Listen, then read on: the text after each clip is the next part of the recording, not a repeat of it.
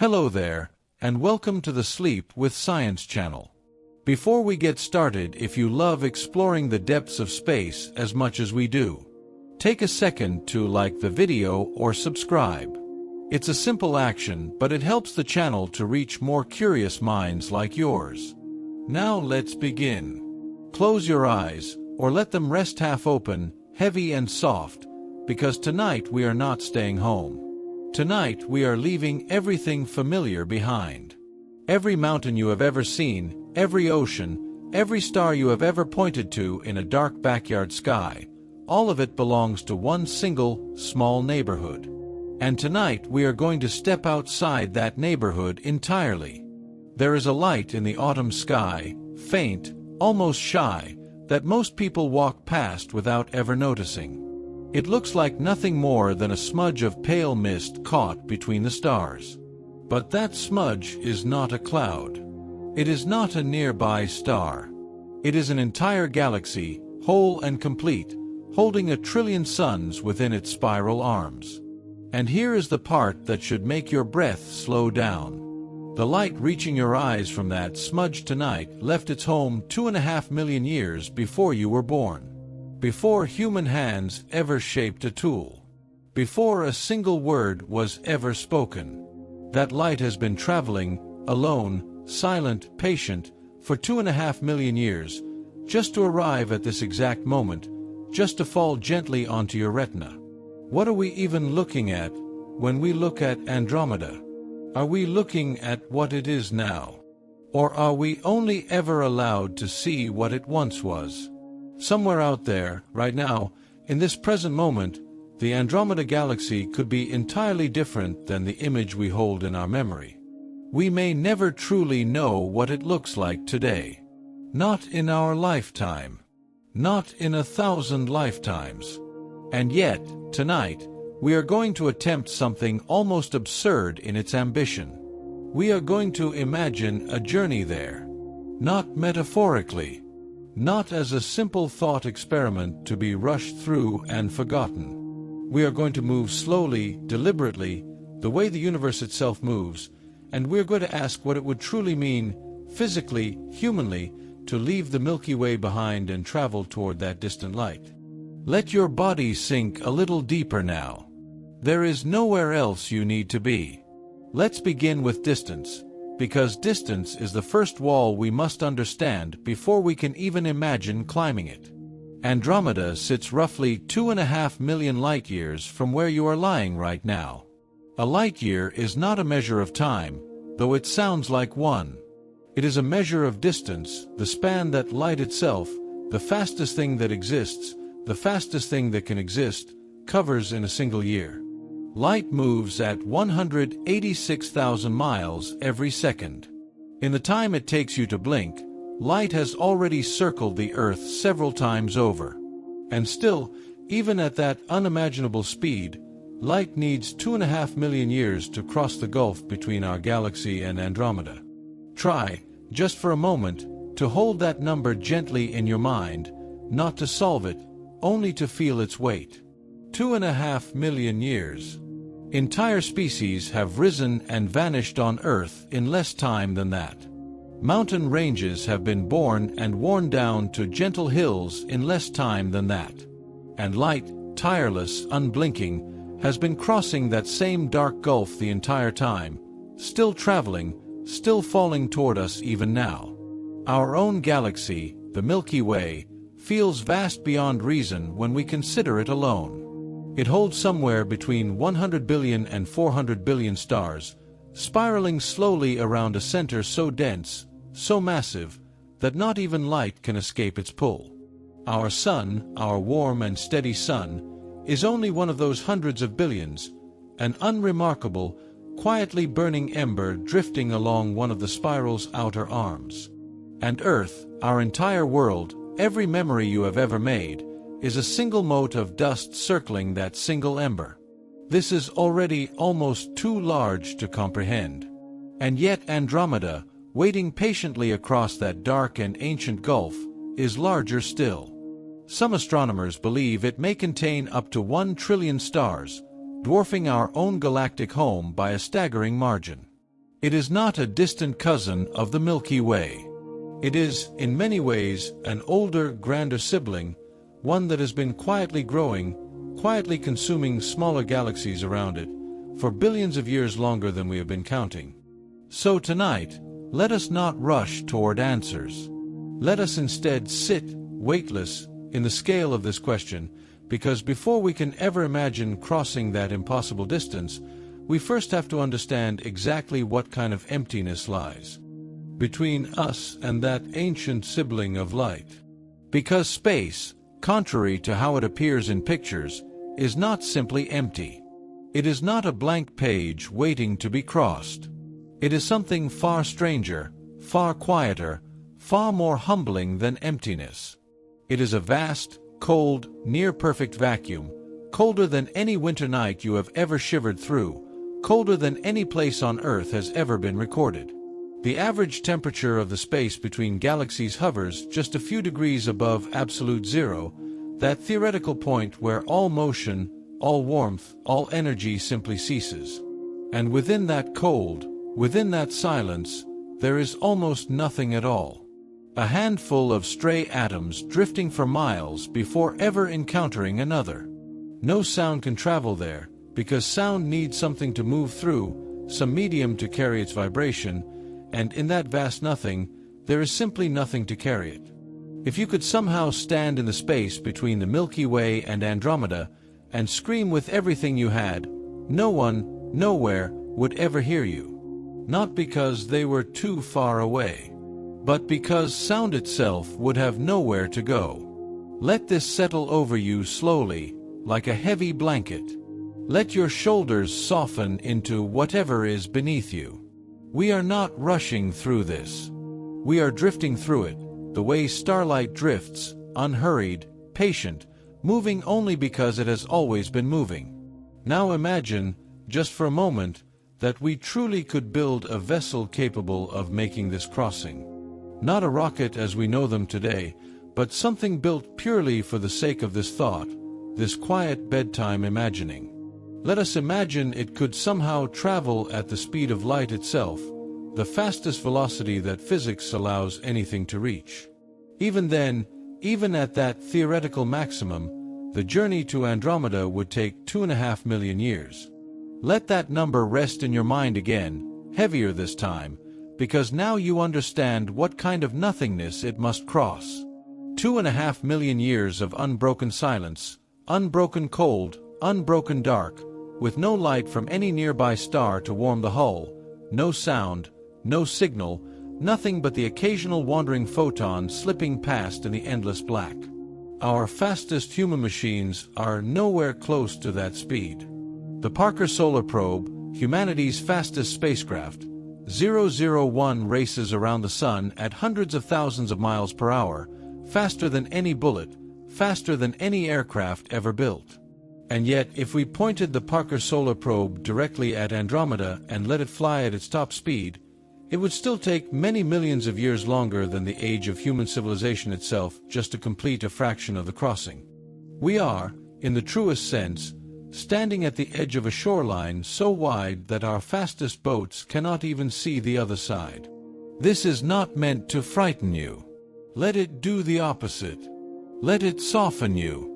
Because there is something deeply peaceful in accepting a distance this vast, in surrendering to a scale this far beyond our daily concerns.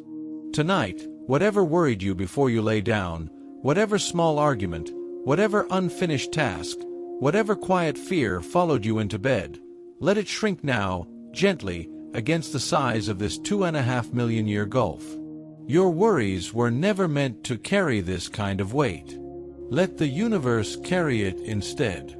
As we drift further into this impossible journey, we begin to realize that distance is not the only obstacle waiting for us in that dark expanse. There is also the matter of what our own bodies could endure, what a human mind could withstand, wrapped in a metal shell, hurtling through nothing, for generations upon generations, long after the astronauts who first departed had grown old and passed peacefully away, long after their children, and their children's children, had lived and died within the same slow-moving vessel, never once feeling solid ground beneath their feet. never once breathing unfiltered air. Entire family lines would be born, would grow, would love, would grieve, would die, all inside a single traveling home, adrift in a dark so complete that the stars themselves would eventually begin to fade from view behind them, swallowed slowly by the growing distance. Somewhere around 100,000 years into such a voyage, the Milky Way itself, our warm, familiar spiral home, would no longer be recognizable behind them. It would shrink first into a bright coin of light, then into a faint smear, then finally into nothing more than a memory carried forward only in old stories, told softly to children who had never once seen it with their own eyes, who knew their ancestral galaxy only through whispered descriptions and half-remembered images, the way we might speak of a childhood home we can never return to. Imagine that, for a moment. Imagine being born inside a ship, growing up inside a ship, falling in love inside a ship, and never once knowing anything else. Imagine your grandchildren asking you to describe a blue sky, and realizing you yourself had only heard of it from your own grandmother, who had only heard of it from hers. This is the true weight of the distance we are imagining tonight. Not simply miles, not simply years, but generations upon generations, stacked quietly on top of each other, like sediment settling slowly at the bottom of some vast, dark sea. Let your breathing slow now, in rhythm with this thought. In and out. Slow and unhurried.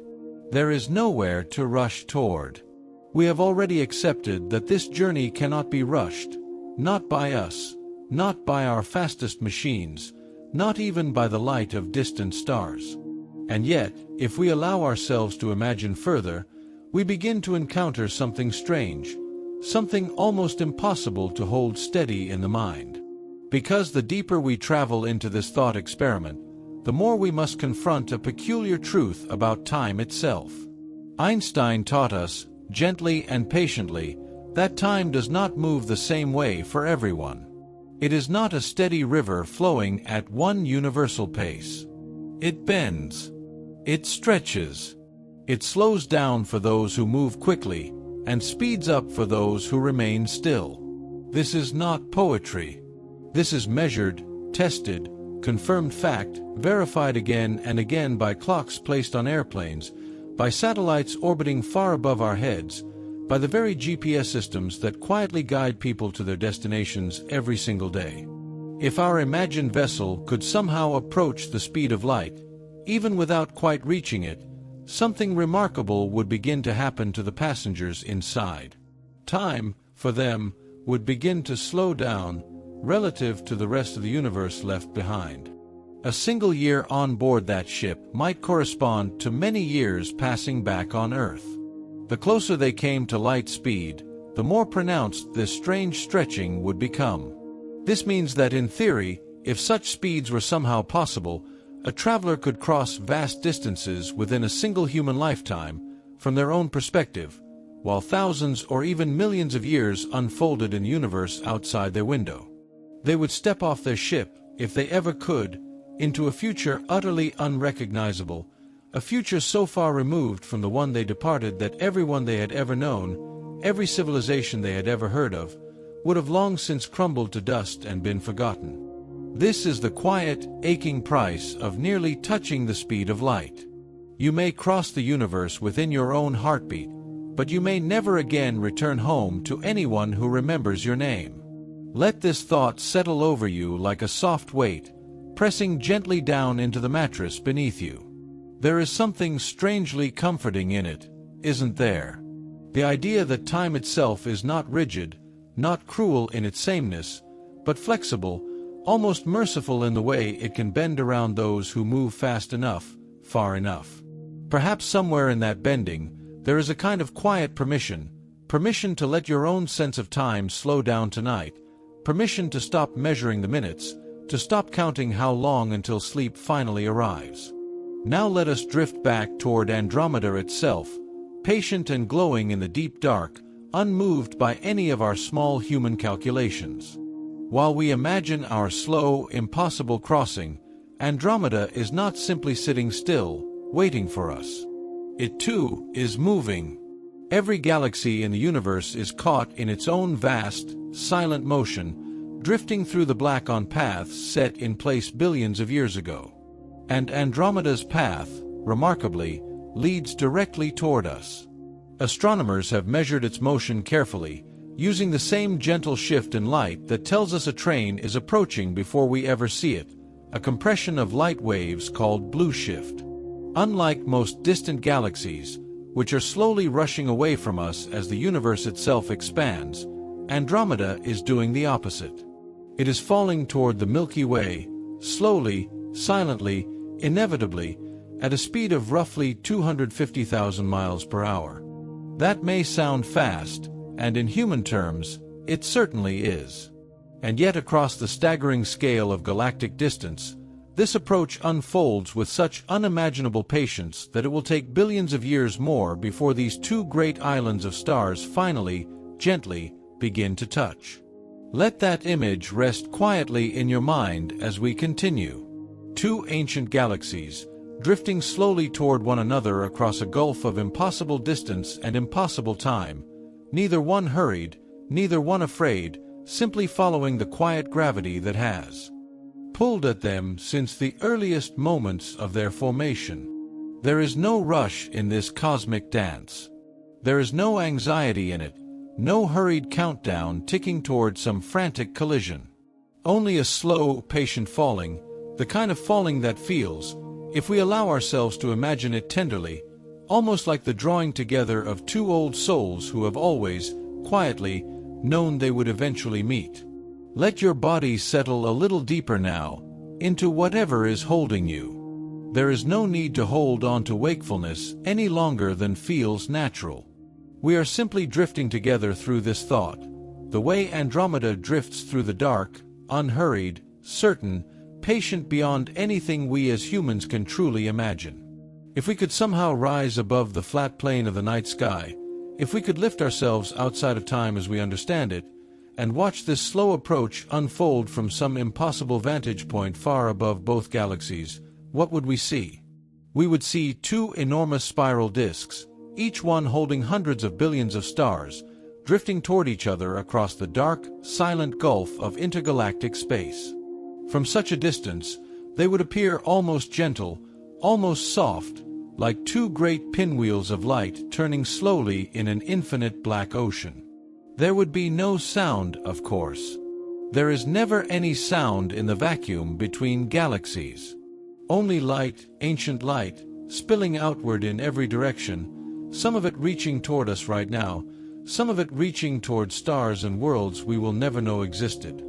Consider, for a moment, just how many stars are involved in this quiet approach. Our own Milky Way alone contains such staggering numbers that human minds were never quite built to hold them comfortably. If you tried to count every star in our galaxy alone, one by one, at a steady pace of one star each second, without ever stopping to rest, without ever pausing to sleep, it would take you over 3,000 years to finish counting. 3,000 years, just for the stars in our own galactic neighborhood. And Andromeda, larger still, holds perhaps 3 or 4 times that number. Somewhere within all of those countless points of light, there may be other worlds, other oceans, other quiet nights not unlike this one, where some other being, on some other world, orbiting some other sun, is lying down after a long day, letting their thoughts drift outward into the dark, wondering, just as we are wondering now, whether they are truly alone. Let that thought rest gently on your chest for a moment, rising and falling with your breath. We may never know the answer. But the not knowing itself carries a strange kind of comfort, doesn't it? The universe is so vast, so impossibly full of stars and possibilities, that certainty was never really the point. Wonder was always the point. Let us return now to the scale of what lies ahead of us in this imagined journey, because there is more to understand about the emptiness we would need to cross. Between the stars within our own galaxy, distances already feel impossibly vast. Our nearest stellar neighbor, a small star system called Proxima Centauri, sits a little over 4 light-years away. That means even light, moving at its impossible speed, needs slightly more than 4 years just to travel between our Sun and the very next star over. And yet within our galaxy, stars are still, relatively speaking, close together, scattered like grains of sand across a beach, close enough that light can hop between them in mere years rather than millions of years. The gulf between galaxies is an entirely different kind of emptiness. It is not simply more of the same distance we find between stars. It is a different category of vastness altogether, a stretch of near-perfect void where galaxies themselves are the only landmarks, scattered so thinly across the incomprehensible dark that if you shrank the entire universe down to the size of a single room, most galaxies would appear as nothing more than faint dust motes, separated from each other by enormous stretches of empty floor. This is the true nature of the space that lies between us and Andromeda. Not simply distance, but a profound and total absence, an emptiness so complete that it becomes almost sacred in its silence. Let yourself rest inside that silence for a moment. Let your thoughts grow quiet, the way that empty expanse remains quiet, undisturbed, patient. There is nothing chasing you tonight. There is nothing you need to solve, nothing you need to reach, nothing you need to finish before you allow yourself the mercy of sleep.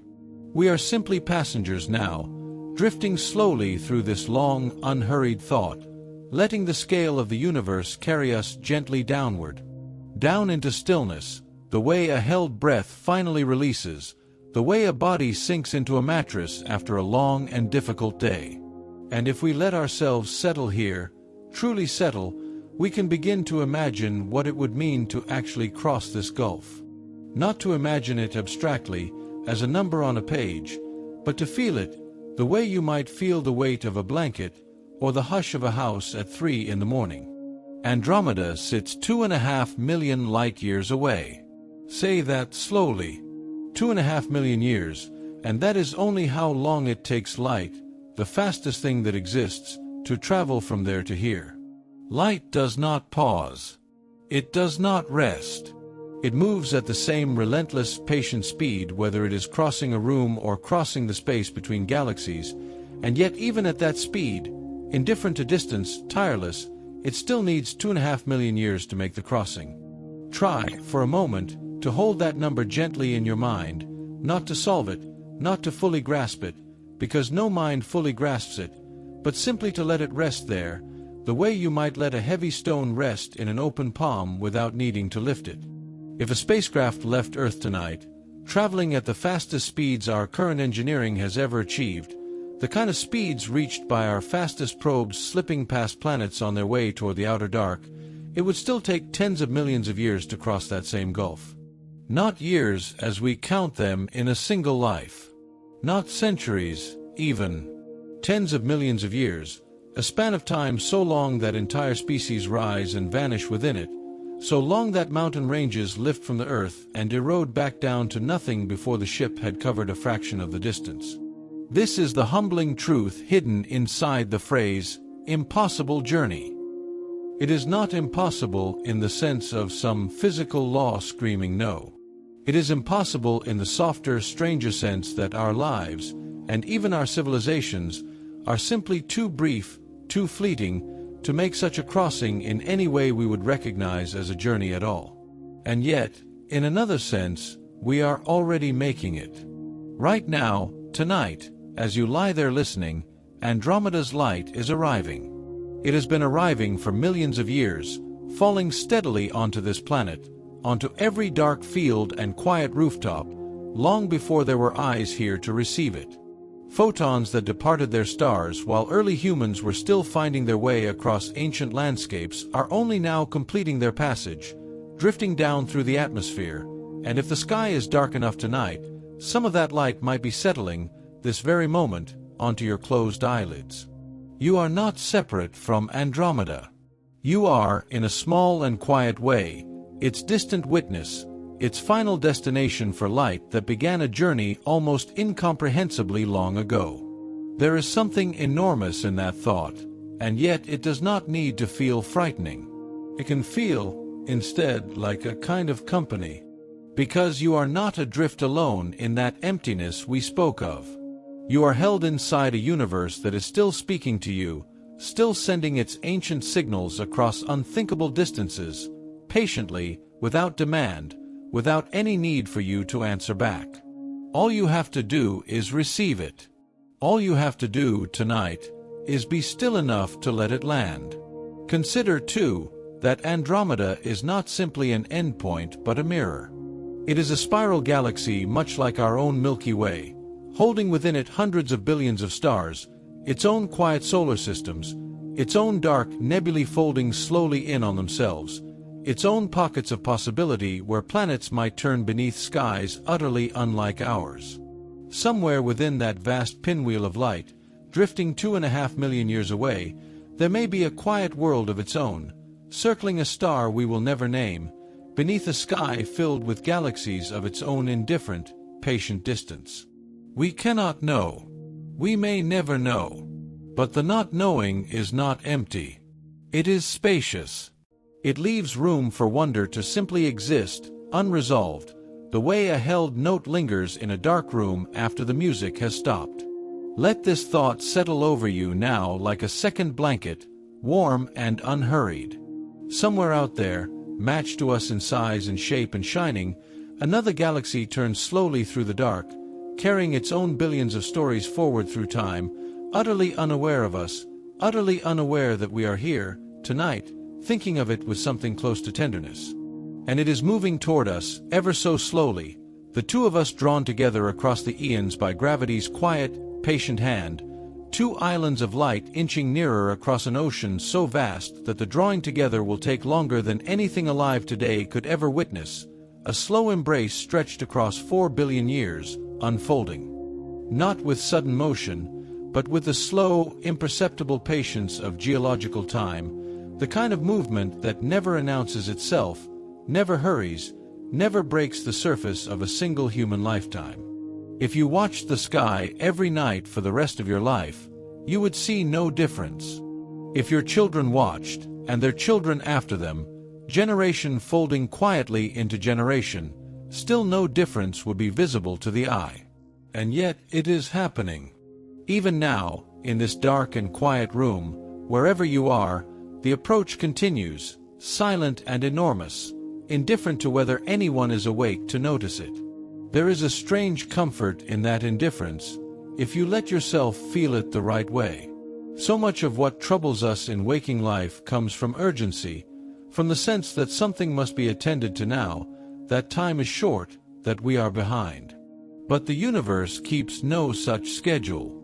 Andromeda does not hurry toward us. It simply drifts, the way a leaf drifts across still water, carried by forces far larger than itself, in no rush to arrive anywhere. Perhaps, for tonight, you can borrow a little of that unhurried motion for yourself. Perhaps your own breath can slow to something closer to that pace, not forced, not counted, just allowed, in and out, the way a galaxy allows itself to fall across the dark toward another galaxy, without effort, without struggle, simply following the quiet pull of something larger than itself. Picture, if you can, the two galaxies as they are now, seen from some impossible vantage point far above the plane of both, hanging in the blackness like two soft whirlpools of light, each one populated by hundreds of billions of suns, each sun a small fire burning in the dark, and around uncountable numbers of those fires, worlds of their own, spinning slowly, some barren, some perhaps not. From this distance, the two galaxies would seem almost still, frozen in place, two pinwheels suspended in an ocean of nothing. But if you could speed up time, if you could compress 4 billion years into the span of a single held breath, you would watch them begin to stretch toward one another, tidal arms reaching out like slow fingers of light, gravity drawing thin bridges of stars between them long before the great bodies themselves ever touch. It would look, from far enough away, almost gentle, almost like a conversation. This meeting, this slow reaching, has been given many names by the people who study it, but perhaps it is enough tonight simply to think of it as an embrace between vast and patient beings, neither of whom is in any hurry to let go of who they were, or to become whatever they will be next. When galaxies pass through one another, and eventually they will, individual stars will rarely, if ever, collide. The distances between them, even densely packed as they are, remain so enormous that stars will slip past one another like ships in an ocean at night, close enough perhaps to notice, but too far apart to ever touch. It is not stars that will crash together, in any violent sense, but gravity itself that will rearrange the architecture of both galaxies, bending their spiral arms, drawing streams of stars out into long luminous tails, reshaping two familiar spirals into something new, something neither galaxy could have become on its own. There is something quietly moving in this, if you let it settle rather than rushing past it. Two enormous structures, each one shaped by billions of years of its own particular history, its own particular collection of stars and dust and dark unseen matter, drifting together not to destroy one another, but to become, eventually, something else entirely. Astronomers have imagined what this future galaxy might look like, and have even given it a tentative name, though the details remain soft-edged, uncertain, more impression than photograph, the way a half-remembered dream resists being pinned down into hard specifics.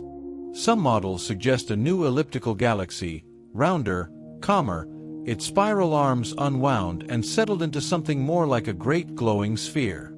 Others suggest the process may take even longer, stretching well beyond 4 billion years, with several more slow, gentle passes before the two finally settle fully into one. And yet through all of this immense reshaping, through this multi-billion-year dance of gravity and light, it is worth remembering that from the perspective of any single star, any single small and quiet world orbiting it, very little may ever seem to change at all. A world can go on turning through its ordinary days and ordinary nights for millions of years while, high above it, whole galaxies bend slowly around each other in the dark. The scale of this transformation is so vast that it does not disturb the small, tender scale of an individual life, an individual evening, an individual breath drawn in a quiet room. There is room, in other words, for the enormous and the intimate to coexist without contradiction, for a galaxy to be quietly remade across billions of years while, somewhere small within it, someone simply lies down to rest, unaware of the vastness turning slowly overhead, needing only the darkness, the quiet, the soft permission to close their eyes and let the night carry them. Perhaps that is you, tonight. Perhaps you are that small, tender scale within the enormous one, a single quiet life resting beneath a sky that is, at this very moment, being reshaped by forces too large and too slow to ever be felt directly. You do not need to feel them. You only need to rest beneath them, the way a single blade of grass rests beneath a sky it will never comprehend, and is, in its own small way, at peace with that. Let us return, gently, to the scale of the journey itself, because there is more to imagine here, more to let settle over you like layers of a heavier and heavier blanket. If you were to attempt this crossing not as a beam of light, tireless and swift, but as a living thing, carried inside some vessel built by hands like yours, you would have to reckon with a different kind of vastness altogether, the vastness of time as it is felt, rather than simply measured. A human life, even a long one, even a fortunate one, might stretch across 80 or 90 years. And 2.5 million years is not simply longer than that. It is longer by a factor so large that comparison begins to lose its meaning, the way trying to compare a single grain of sand to an entire desert eventually stops feeling like comparison at all and starts to feel like two entirely separate categories of existence. To make this journey, then, would require an entirely different relationship with time than any we have ever known. It would require what some who study these things have called a generational voyage, thousands upon thousands of generations born, living, and dying inside the belly of a single traveling vessel, never once seeing a sky that was not artificial, never once feeling soil beneath their feet that was not built by the hands of those who came before them. Entire histories would unfold inside that ship. Languages might drift and change, the way languages do, until the word spoken by those who finally arrived, if arrival is even the right word for something so distant, bore only a distant resemblance to the words spoken by those who first departed. Songs written in the earliest years of the voyage might become half-forgotten myths by its end, the way our own oldest stories have drifted and changed across mere thousands of years, let alone millions. And what would arrival even mean, after so long a journey? The star that Andromeda's light left behind may no longer exist by the time that light reaches us.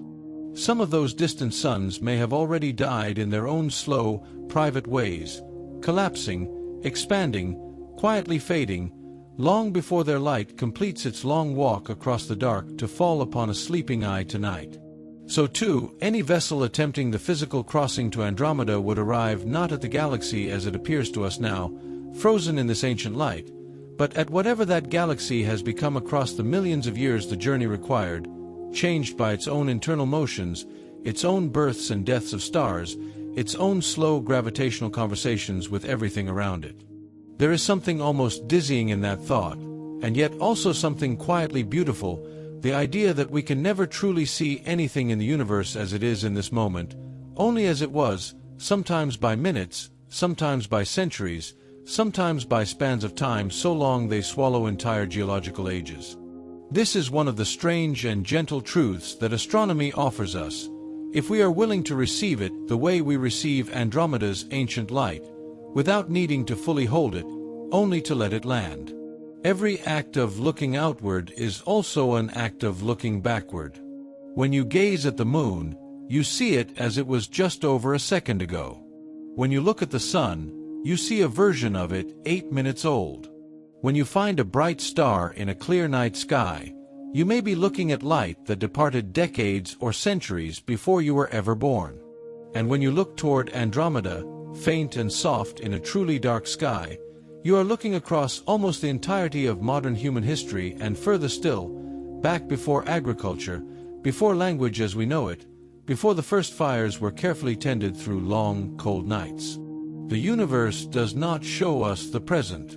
It shows us only its past, layered and overlapping, arriving continuously, without pause, like a story that never stops being told, one photon, one whispered fragment of ancient light, falling gently onto this quiet world, and onto you. Quiet, drifting there at the edge of perception the way a half-remembered dream lingers just behind closed eyes, present but no longer urgent, felt but no longer examined. This is, perhaps, the gentlest gift that this kind of vastness can offer us, the permission to stop resolving things, to let soft and blurred remain soft and blurred, because not everything in this universe, or in this mind of yours tonight, needs to be brought into sharp focus to be real. Consider, for a moment, how Andromeda itself first appeared to human eyes, long before telescopes, long before any understanding of what it truly was. For thousands of years, it was simply a smudge, a faint cloudy patch hanging quietly among the sharper points of ordinary stars, noticed by careful watchers of the night sky in places far from any city glow. Early astronomers in Persia recorded it as a small cloud, a little nebula, tucked into the constellation we now call Andromeda, and for centuries afterward, no one truly knew what they were looking at. Was it a nearby cloud of gas, drifting somewhere within the boundaries of our own galaxy? Was it some strange, unresolved cluster of stars too distant and too faint to separate into individual points?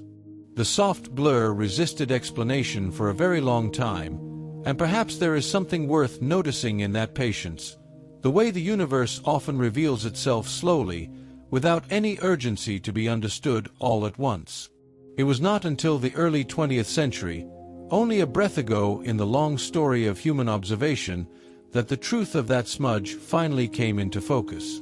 Careful measurements of certain stars within it, stars whose brightness rhythmically pulses in a way that reveals their true distance, showed that this faint cloud was not inside our galaxy at all. It was its own galaxy, entirely separate, far beyond the edges of the Milky Way, containing its own hundreds of billions of stars.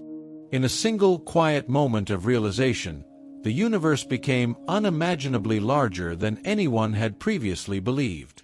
Before that discovery, many astronomers assumed the Milky Way was the whole of existence, a single island of stars floating alone in an otherwise empty void. Andromeda's true nature shattered that assumption gently but permanently, revealing that our galaxy was merely one among what we now understand to be hundreds of billions of others, each one its own vast island of light, each one its own quiet ocean of stars and worlds and unknowable stories. There is something humbling in remembering how recently we learned this. For the vast majority of human history, no one alive knew that other galaxies existed at all.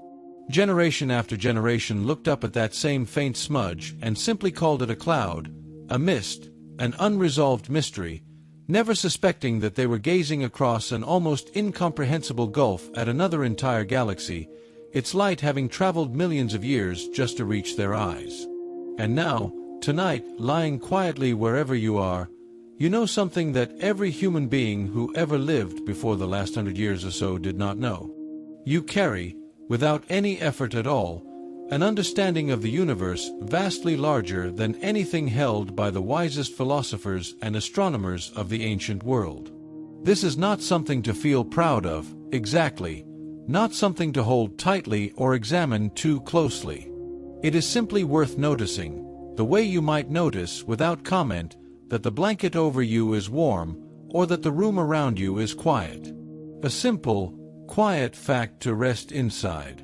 Perhaps it is worth imagining, too, those careful ancient watchers, lying beneath truly dark skies unspoiled by any artificial light, tracing that same faint smudge with their eyes, wondering, without any hope of ever knowing, what it truly was. They watched the same patch of sky you might watch tonight. If the clouds part and the light pollution fades enough to reveal it, the same soft cloud of ancient starlight, unresolved, mysterious, patient. They did not need to understand it to feel something when they looked at it. Perhaps understanding was never truly the point, not for them, and not entirely for us either. Perhaps the point was always simply this quiet act of looking, of noticing something vast and soft and far away, and allowing yourself to feel small within it, without needing that smallness to feel like a loss. There is comfort available in smallness, if you let there be, the comfort of not needing to carry the weight of understanding everything, the comfort of simply lying still beneath a sky that has always been larger than any single mind could hold, and always will be, long after tonight has quietly ended, long after every watcher beneath it has returned to the ground they came from, long after the questions themselves have dissolved into something quieter than answers. And so let the mind drift now, gently, back toward that distant smudge of light, back toward Andromeda, hanging there in the constellation that bears the name of a chained princess from a myth no longer remembered by most who glance upward. It does not know it has a name. It does not know it is being watched, or measured, or wondered about. It simply continues, as it has continued for longer than human language has existed, spinning slowly in the dark, 1 trillion stars caught in a single vast and patient turning. Consider, for a moment, the scale of that turning. Andromeda takes roughly 200 million years to complete a single rotation. 200 million years for one slow revolution of that great pinwheel of stars, gas, and dust. The last time any given point on its outer spiral arms returned to where it began, there were no mammals as we would recognize them. There was no grass. The continents themselves were arranged into shapes unfamiliar to any map you have ever seen. And Andromeda simply turned, indifferent to all of it, indifferent to the rise of dinosaurs that would come and go entirely within a single one of its rotations, indifferent to the asteroid that ended them, indifferent to the slow crawl of life reinventing itself again and again beneath a different sky, on a different world, orbiting a different star, itself circling within the outer arms of a separate galaxy. This is the strange gift of looking at something so far away. You are not simply looking across space. You are looking across time so vast that it renders the entire span of human history, every empire, every war, every quiet human love story, into something smaller than a single heartbeat measured against the turning of that distant wheel of light. And yet, here you are. Small, warm, breathing, wrapped in blankets or resting your head against a pillow, letting your eyes drift closed, and still somehow able to hold that entire span of time within a single passing thought. There is something worth sitting with in that. The universe is old beyond comprehension, and vast beyond comprehension, and yet a single human mind, briefly here, briefly warm, can still turn toward it and feel something like recognition. Not understanding, exactly. Recognition. A sense that this vast quiet thing and this small quiet self are made of the same fundamental material, shaped by the same fundamental forces, briefly gathered into different forms. The atoms in your hands were forged inside stars that lived and died long before the sun existed. The calcium in your bones, the iron carried quietly through your blood, the oxygen filling your lungs with each slow breath, all of it was assembled inside the furnace of some ancient star, scattered outward in its final dying moments, drifting for eons through the cold dark, before gathering, slowly, patiently, into the particular arrangement that became, eventually, you. Andromeda is doing the same thing tonight, in its own way, though on a scale too immense to easily picture. Somewhere within its spiral arms, stars are dying even now, scattering their material outward, seeding future stars, future planets, perhaps future eyes that will one day open and look outward into their own dark sky, wondering about some other faint smudge of light impossibly far away. It is a strange kind of kinship, this shared material history. You will never visit Andromeda. No human alive today, nor their children, nor their children's children across thousands of generations, will ever set foot on a world orbiting one of its stars. And yet you are connected to it, quietly, chemically, in the most literal sense possible. The same physics that shaped its spiral arms shaped the double helix curled inside every cell of your body.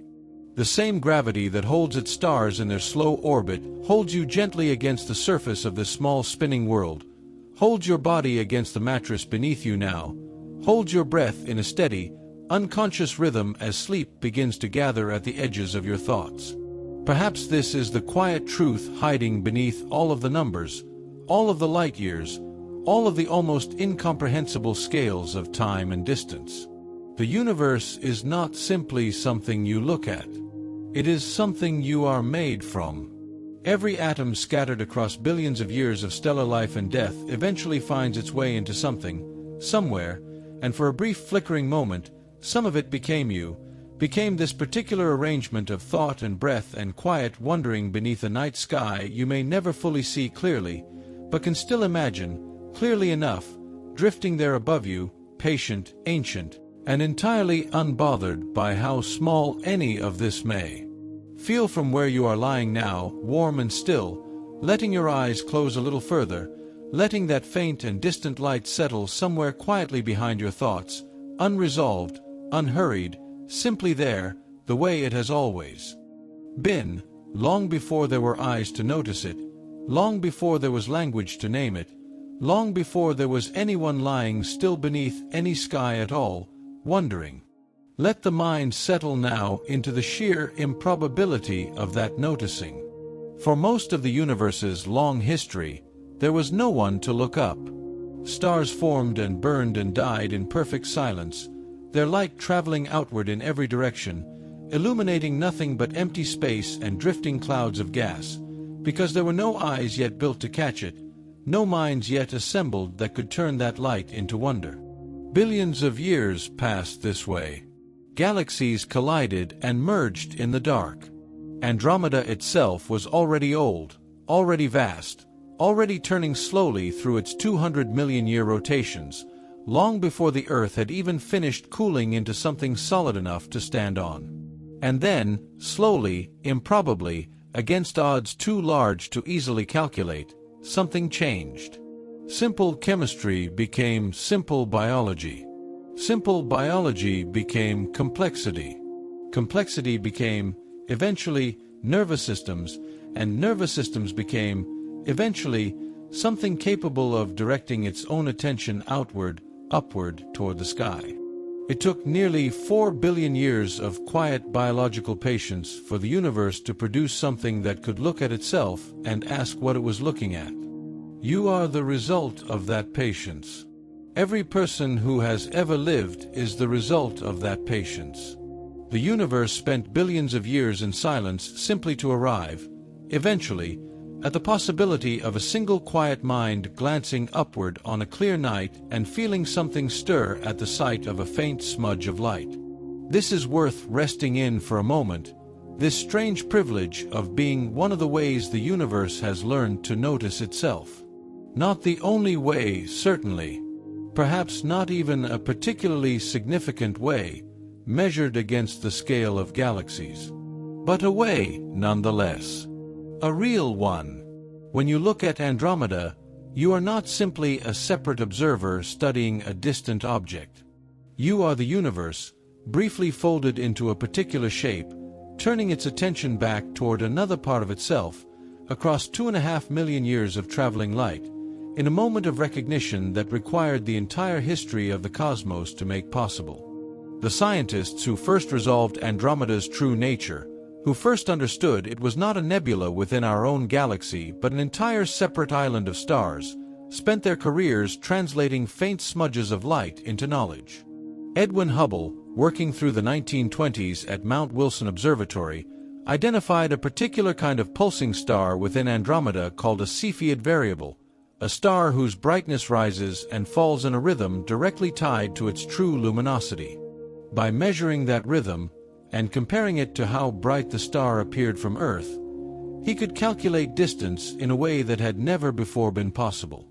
And what he calculated changed everything. Andromeda was not part of the Milky Way. It was its own galaxy entirely, separated from us by a distance so vast that the number itself resisted easy comprehension. Before that discovery, many astronomers believed the universe was simply the Milky Way, that our galaxy was the entirety of everything, that beyond its edges lay only empty, structureless space. Andromeda quietly disproved this. It insisted, through its faint and patient light, that the universe was larger, stranger, and more populated than anyone had previously imagined. It was the first crack in a boundary that would, within a few decades, dissolve entirely, revealing a universe containing not one galaxy, but hundreds of billions of them, each containing hundreds of billions of stars, each star perhaps holding its own quiet collection of worlds. There is something worth noticing in the fact that this expansion of understanding came not from some sudden dramatic event, but from careful, patient measurement of something faint and easily overlooked. A smudge of light, tracked night after night, year after year, slowly revealing its secrets to anyone willing to look closely enough, and long enough, and carefully enough. Perhaps this offers its own quiet lesson, one that has nothing to do with astronomy at all. The most important truths are not always loud. They do not always announce themselves.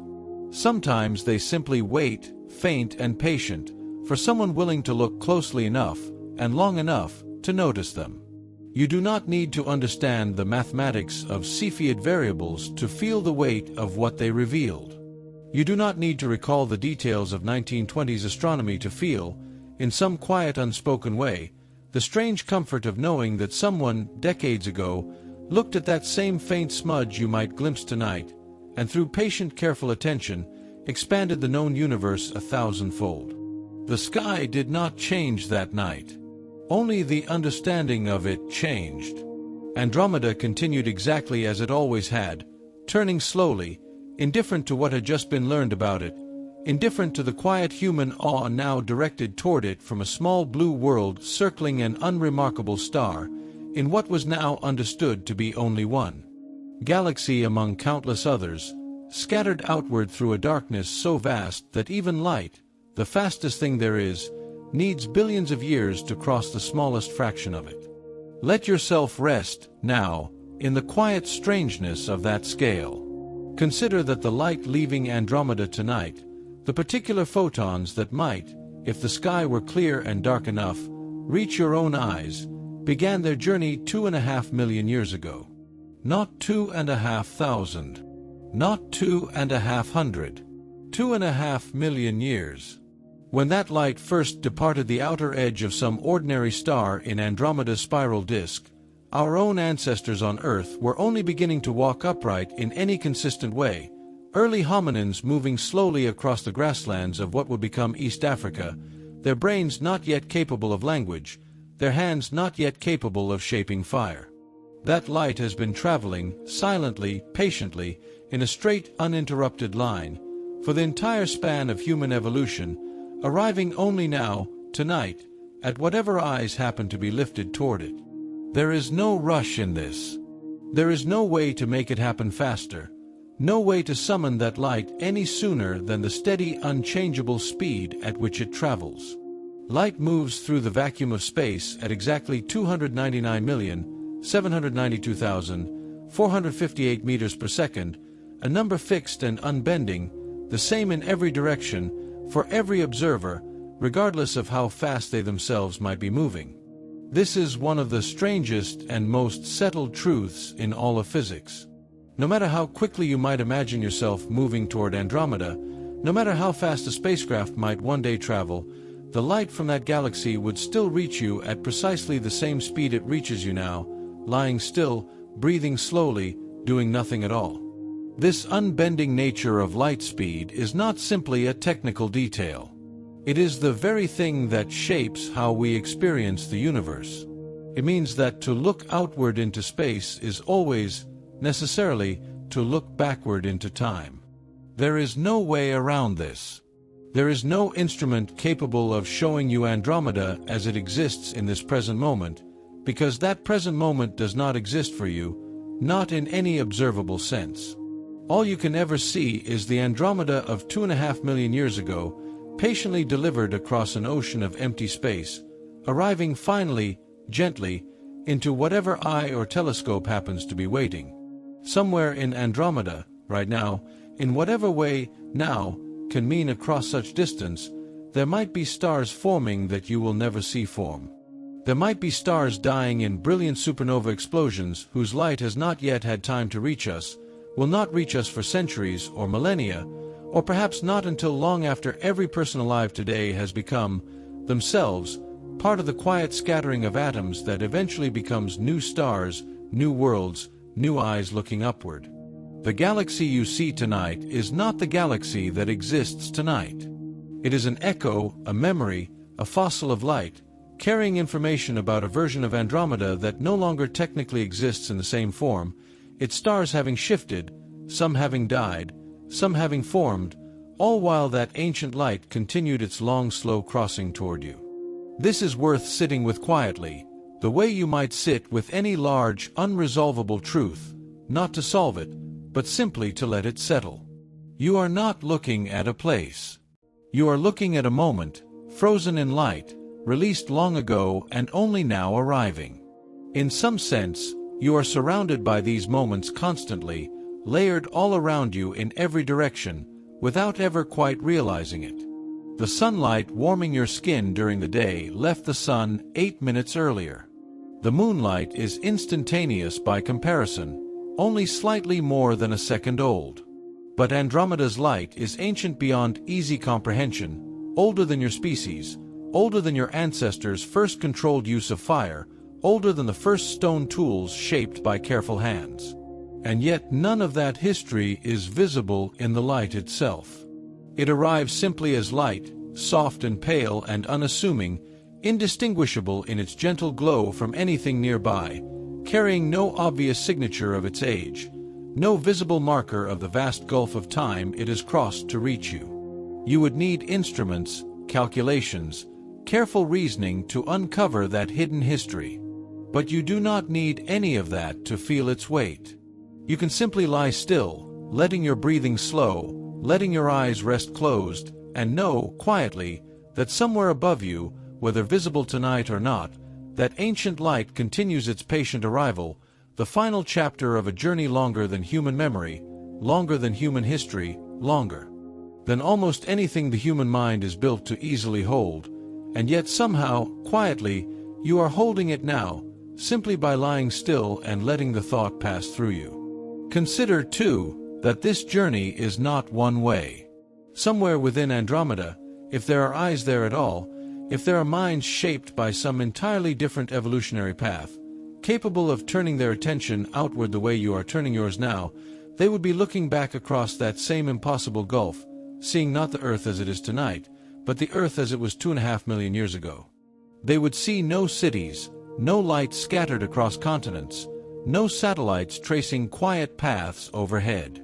They would see a young world, early hominins scattered across grasslands, the first uncertain signs of upright walking, nothing yet resembling civilization, nothing yet resembling you. If such eyes exist, and this is only ever an if, layered in uncertainty, they are not seeing us. They are seeing our beginning, just as we are seeing only a fragment of theirs.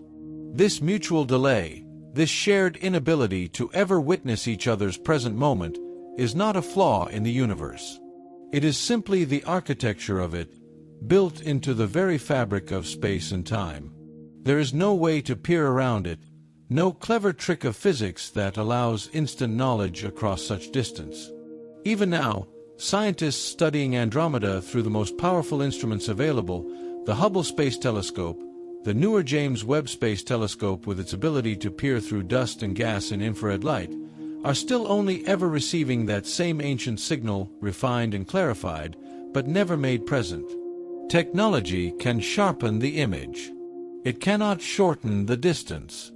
It cannot make the light arrive any sooner than the patient, unhurried pace at which it has always traveled.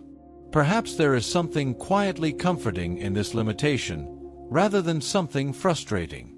In a universe where nothing about scale seems built for human comfort, where distances stretch into numbers too large to intuitively grasp, where time stretches backward and forward beyond any single lifetime's ability to witness, there is a kind of mercy in simply accepting that some things are not meant to be immediately known. You do not need to see Andromeda as it exists this very moment to feel connected to it. You do not need real-time information to feel the quiet awe of its presence. The delayed light, ancient and patient, is enough. It has always been enough, for every generation of watchers who came before you, tracing that same faint smudge without any hope of resolving it into individual stars, without any understanding of galaxies at all, and yet still feeling something move within them at the sight of it. There is a strange democracy in this delay, too. The ancient watchers lying beneath dark, unspoiled skies, the medieval astronomers cataloging its position without understanding its nature, Hubble measuring its Cepheid variables in the 1920s, and you now, lying still in whatever room holds you tonight, are all receiving fundamentally the same kind of gift, light older than living memory, carrying a story none of you can rush, none of you can fully claim to understand, and none of you can experience except through this same patient act of simply looking, or simply imagining looking, and allowing the scale of it to settle quietly into your thoughts. Andromeda does not know it is being watched across this vast gulf of time. It does not know that its light, leaving billions of individual stars scattered across its spiral arms, is arriving now into the quiet attention of a species it will never meet, on a world it will never touch, orbiting a star whose light will take Andromeda's own inhabitants, if any exist, another 2.5 million years to receive in return. This is simply how it is. Two galaxies, drifting through the dark, connected only by the slow patient crossing of light, each one a message sent without any certainty of being received, each one received without any ability to reply in anything less than millennia. And yet the message still arrives. Still lands, gently, in the quiet dark of your own eyes, or in the quiet dark of your own imagination if the clouds refuse to part tonight.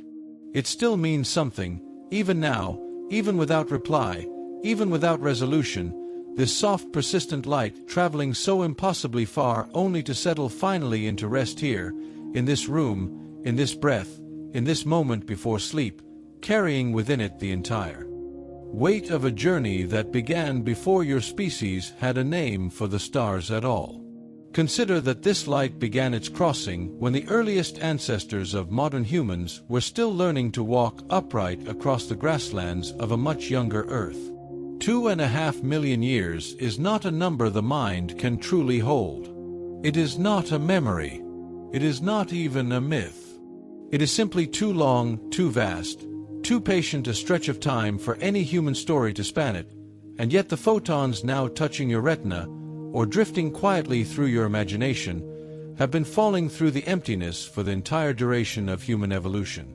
They do not know they are late. They do not know they are early. They simply arrive, indifferent to the eons required to reach you, indifferent to the fact that the star that made them may have already lived out its life and died in the intervening span, its material recycled into new stars, new worlds, perhaps new eyes somewhere else in that distant galaxy, gazing back out into a darkness of their own. There is something almost unbearably tender in this. Andromeda, 2.5 million light-years distant, drifting closer to us at roughly 250,000 miles per hour, and still it will take 4 billion years before our two galaxies begin to merge, their stars sliding past one another in the slow choreography of gravity, so sparse and vast is the space between even the densest concentrations of stars. Almost nothing will collide. Almost everything will simply pass through, spiral arm folding into spiral arm, dark matter halos overlapping in silence, two islands of light becoming one without a single sun ever touching another. It is a collision that will not feel like a collision at all. It will feel, instead, like a slow embrace stretched across geological time, the kind of embrace only galaxies are patient enough to offer. You will not be here to see it. No one alive today will be here to see it. Even the concept of here will have changed beyond recognition. Continents rearranged, oceans reshaped, the sun itself perhaps a little dimmer, a little older, its hydrogen slowly thinning after 4 billion more years of quiet fusion. And still, this light you receive tonight, this fragile evidence of Andromeda's continued existence, continues to fall through space at the same steady, unhurried pace it always has, unconcerned with what will or will not happen when it finally arrives. It only knows how to travel. It does not know how to wait. Perhaps that is the quiet lesson hidden inside all of this. The light does not need you to be ready for it. It does not require your understanding, your belief, your certainty about what any of it means. It simply completes its journey, the way water completes its journey down a mountain, the way a seed completes its journey into soil. There is no ceremony demanded of arrival. There is only the arrival itself, so soft, so unassuming, that most nights it goes entirely unnoticed by the very species evolved enough to comprehend where it came from. And yet, somehow, on this night, you are noticing. You are here, in the stillness before sleep, letting your mind drift out past the walls of this room, past the atmosphere, past the solar system, past the outer edge of the Milky Way's own spiral structure, until it reaches that pale smudge of light that ancient astronomers once mistook for a small nearby cloud, a little patch of mist caught among the stars. They did not know they were looking at another entire galaxy. They did not know they were looking at 1 trillion stars, more than the number of grains of sand on every beach on Earth, folded into a shape so distant that the mind, even now, struggles to accept its true scale.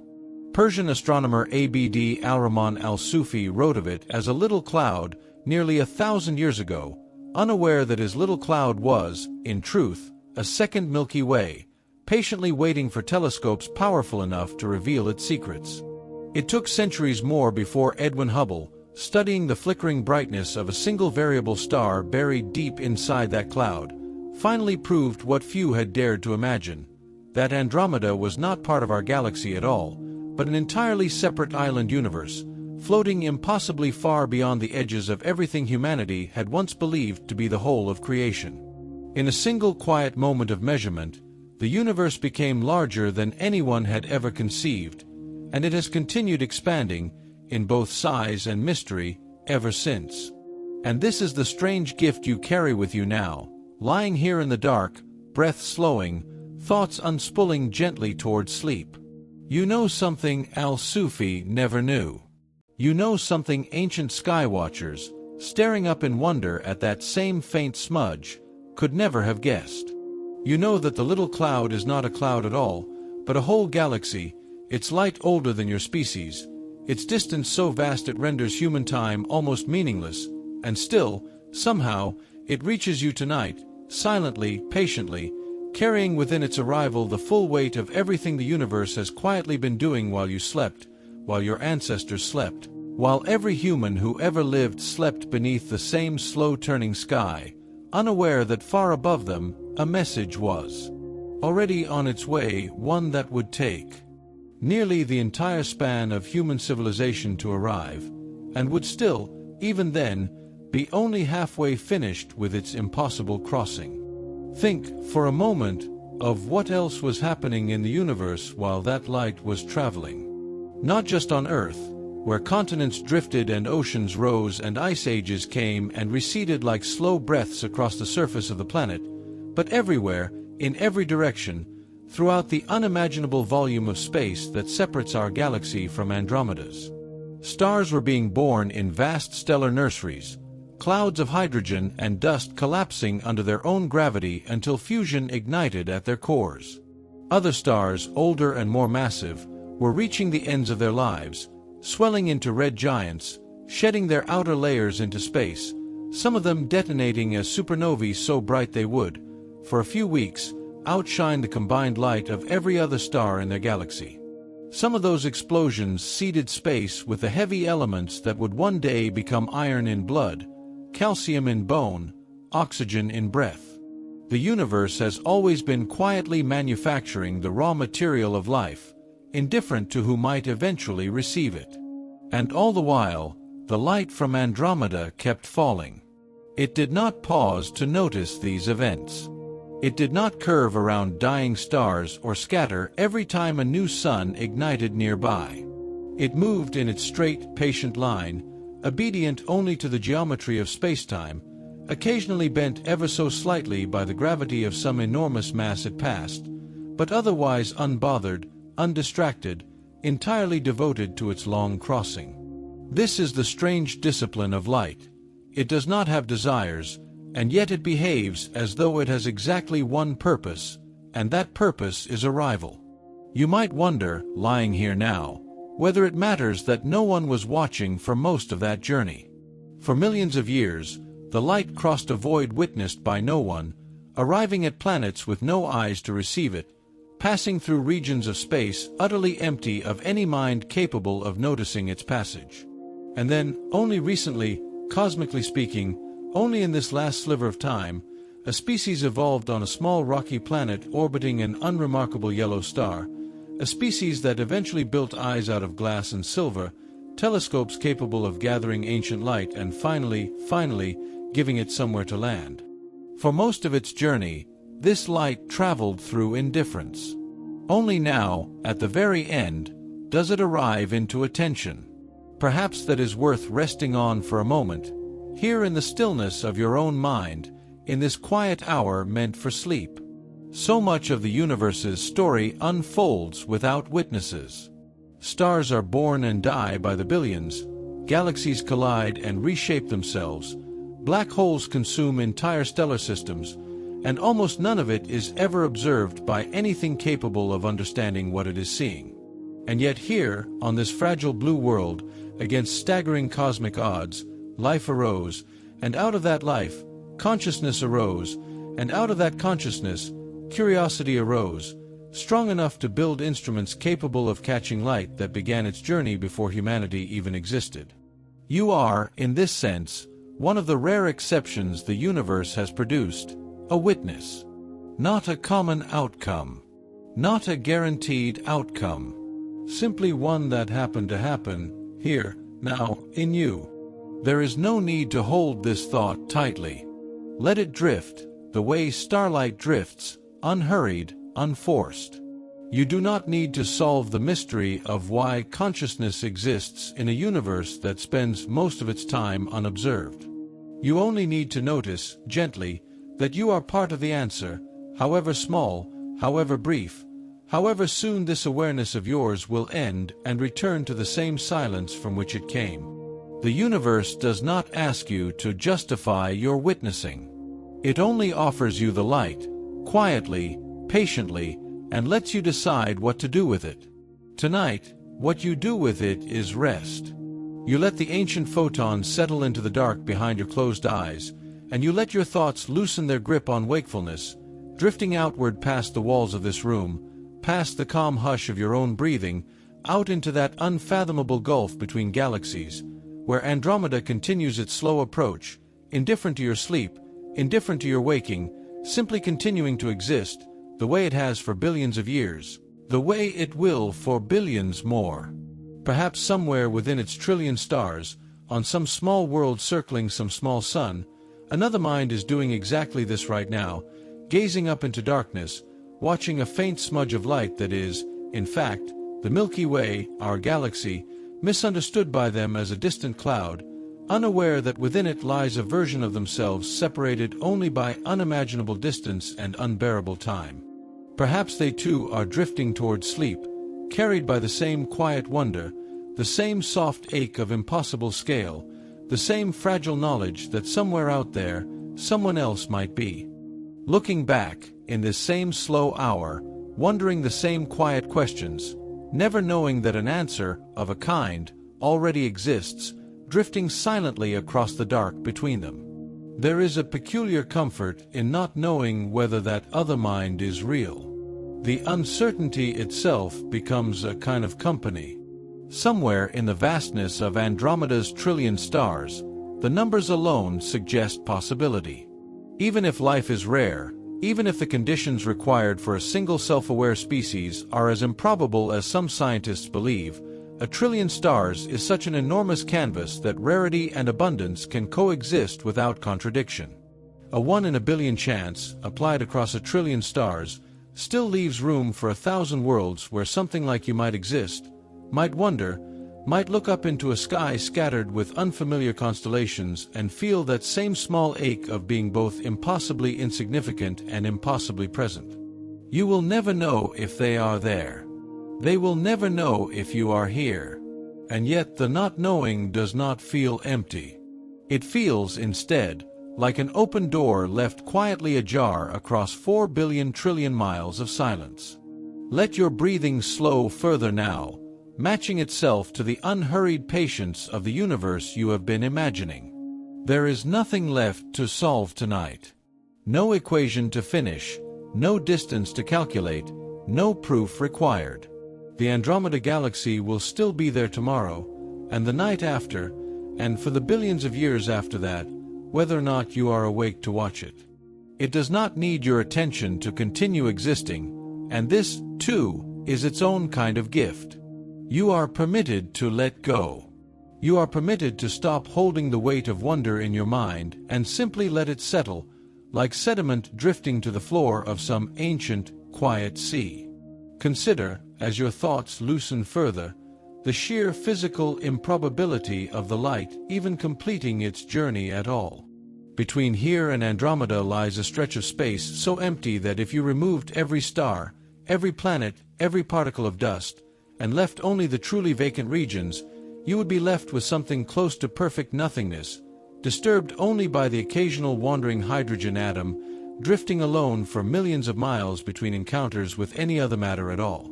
And yet, across that emptiness, photons travel in unbroken lines, undisturbed, unerring, moving at the one true constant speed the universe permits, 186,000 miles every single second, for 2.5 million years, without pause, without deviation, without any interruption beyond the occasional gentle bending caused by gravity's subtle curvature of space.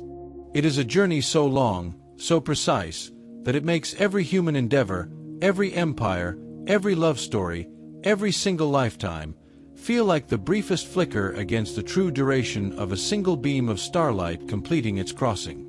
And still, none of this diminishes you. This is perhaps the quiet paradox that sleep-time contemplation of the cosmos offers again and again, that recognizing your smallness does not shrink your significance, but somehow deepens it. You are not a decoration upon insignificance.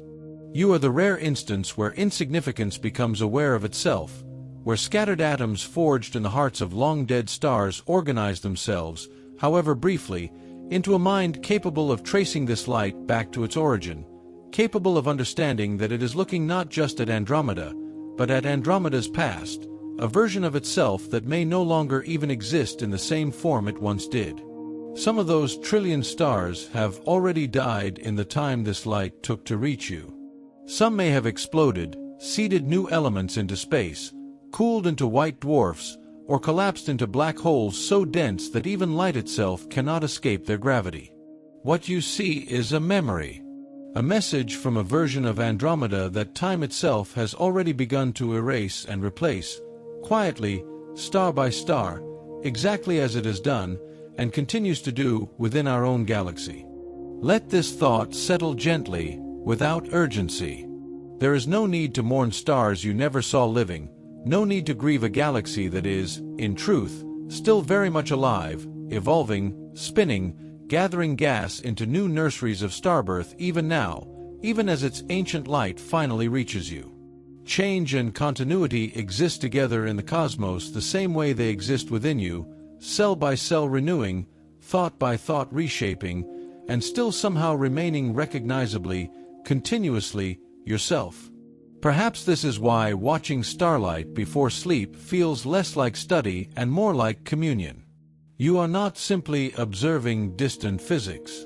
You are participating in a quiet exchange between past and present, between a galaxy's ancient light and your own brief, fleeting awareness, meeting here, in this room, in this breath, in this moment suspended just before unconsciousness gently takes hold. And as your eyes grow heavier, as the boundaries between waking thought and dream begin to blur, you find yourself wondering, one final time before sleep finally arrives, what it might feel like to somehow stand upon a world circling one of Andromeda's trillion suns, looking back across that same impossible gulf, watching a small, pale smudge of light that is, in fact, our own Milky Way, unaware that within it, on a small blue world, someone once lay in the dark, wondering the exact same thing in return. Imagine, if only for a moment, the shape of that sky. From somewhere deep inside Andromeda, the Milky Way would not look like a scattering of individual stars, the way Andromeda appears to us.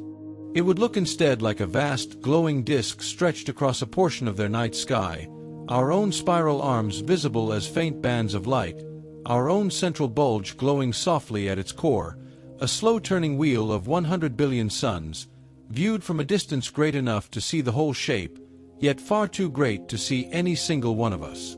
They would see the shape of home the way you might see the shape of a distant shoreline from far out at sea, recognizable, luminous, and utterly unreachable within a single lifetime. And if, on some world orbiting some star within that vast wheel of light, another mind existed, capable of wonder, capable of narration, capable of guiding some other tired body gently toward sleep, they might be speaking now of us, the way you have been guided to think of them, describing a pale, ancient light drifting toward them across an unfathomable dark, carrying inside it the ghost of a civilization that might already be gone by the time their eyes finally receive it. They would not know if we still existed. They could not know. Light carries no confirmation, no certainty, only evidence of what once was, sent outward long before the sending was even complete. This is the strange loneliness and the strange companionship shared by every civilization that has ever looked up into a dark sky and wondered if it was truly alone. Every mind that gazes outward is, in some sense, gazing backward into time, receiving messages that may no longer reflect the truth of their source. And yet the gazing still matters. The wondering still matters. Even an unanswered question, cast out into the dark, becomes its own quiet form of connection, stretching invisible threads of curiosity between every world capable of asking it. Let your thoughts rest now on the strange comfort hidden inside that shared uncertainty. You do not know if Andromeda holds life. Andromeda, if it holds life, does not know if the Milky Way holds life either. And yet both galaxies continue exchanging their ancient light regardless, quietly, patiently, without requiring the answer in order to keep sending the question. Perhaps that is enough. Perhaps meaning does not require confirmation. Perhaps it is enough simply to send the light, and trust that somewhere, in some quiet room, on some small world, a mind receives it, even if it never learns exactly who sent it or why. As sleep continues to gather at the edges of your thoughts, softening every edge of wakefulness, consider how small the distance between wonder and rest truly is. The same stillness that allows you to imagine a galaxy 2.5 million light-years away is the same stillness that allows your body to finally release the tension of the day, the same quiet hush that allows your breathing to slow, your muscles to loosen, your mind to drift from vast external distances into the equally vast, equally unmapped internal distances of dream. The universe you have been imagining does not exist only outside of you. It exists within you as well, in the electrical patterns quietly moving through your resting brain, patterns built from atoms forged in the same stellar furnaces that once built the atoms of every star in Andromeda, every star in the Milky Way, every star that has ever existed or ever will. You are not separate from this story. You were never separate from it. The iron in your blood was forged in the heart of some ancient, long-dead star, scattered across space by an explosion so bright it might, for a moment, have outshone its entire galaxy.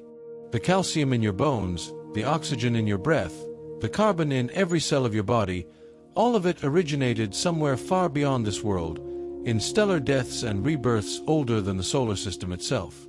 You are, quite literally, made of the same material as Andromeda, shaped instead into a temporary, fragile, breathing form, capable of looking back across the distance and wondering about its origins.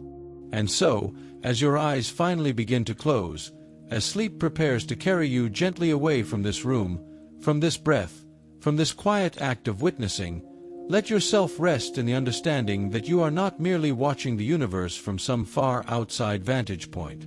You are the universe, briefly folded into consciousness, given a temporary shape capable of noticing its own vastness, capable of feeling awe at its own origins, capable of drifting quietly towards sleep while somewhere, 2.5 million light-years away, an entire galaxy continues turning in the dark, indifferent and infinite, carrying within its ancient light the same quiet message it has always carried, patiently, without urgency, without need of reply.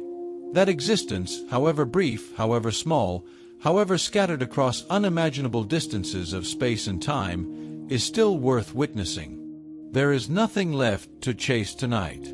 No further calculation, no additional distance to measure, no remaining mystery that needs solving before you are allowed to rest. The Andromeda Galaxy will continue its slow, inevitable drift toward the Milky Way whether you are awake to consider it or not, closing the gap by a little more each night, each year, each century, at a pace so vast and so patient that 4 billion years must pass before the first gentle merging begins. You do not need to hold that timeline in your mind any longer. You can simply let it exist, somewhere far outside the walls of this room, continuing without your participation, the way it always has, the way it always will. What matters now is only this moment. The soft weight of your own body sinking into stillness. The slow, steady rhythm of breath moving in and out, unhurried, undemanding. Somewhere above you, whether hidden behind clouds or clearly visible in a dark, open sky, that faint smudge of ancient light continues its approach, unaware that it has been witnessed, unaware that its long and patient journey has, for a few final moments, come to rest gently inside a single quiet mind, here, now, before sleep. You have followed light across an unimaginable gulf tonight. You have traced its origin back through billions of years, back through the birth and death of countless stars, back through the discovery of an ancient astronomer who once mistook a galaxy for a small and unremarkable cloud, back through the slow work of scientists who eventually revealed its true and staggering scale. You have imagined other eyes on other worlds, perhaps looking back toward you in this same instant, wondering the same soft, unanswerable questions. And through all of it, you have arrived, finally, here, at the edge of sleep, carrying with you not answers, but something gentler, something more sustaining, a quiet sense of belonging to something far larger than yourself, and yet somehow made of the exact same material. Let every remaining thought soften now. Let the vastness you have imagined settle into something small and warm, something close enough to hold, the way starlight itself, after crossing millions of years and trillions of miles, finally narrows down to a single soft point of contact, resting quietly in the dark of your closed eyes. You do not need to understand the universe completely in order to feel at peace within it. You do not need certainty about Andromeda's life, or its silence, in order to feel less alone beneath its light. It is enough simply to have looked. It is enough simply to have wondered. It is enough, tonight, simply to rest. Somewhere far above, unseen and untroubled by the passage of any single human lifetime, Andromeda continues turning, its trillion stars holding their positions in a slow cosmic dance that will outlast every civilization that has ever existed on this small, fragile world. It does not know you watched it tonight. It does not need to know. The light will keep arriving regardless, night after night, whether received by wakeful eyes or drifting quietly past a sleeping world, indifferent, patient, eternal in the way only light can be. And in this final moment before sleep fully arrives, there is a kind of peace in that indifference, a kind of comfort in knowing that some things continue, steadily and gently, whether or not you are there to witness them. Let this be the last thought you carry into sleep, that you are made of the same ancient material as every star in every galaxy you have ever wondered about. That the atoms resting quietly within you were once scattered across the same vast dark that separates worlds and galaxies alike. That somewhere, perhaps, another mind not so different from your own is drifting toward the same stillness, beneath a sky filled with equally distant, equally ancient light. And that tonight, here, in this room, in this breath, in this quiet and unremarkable moment before dreams take hold, the long journey of that light has finally found somewhere gentle to rest. Sleep now.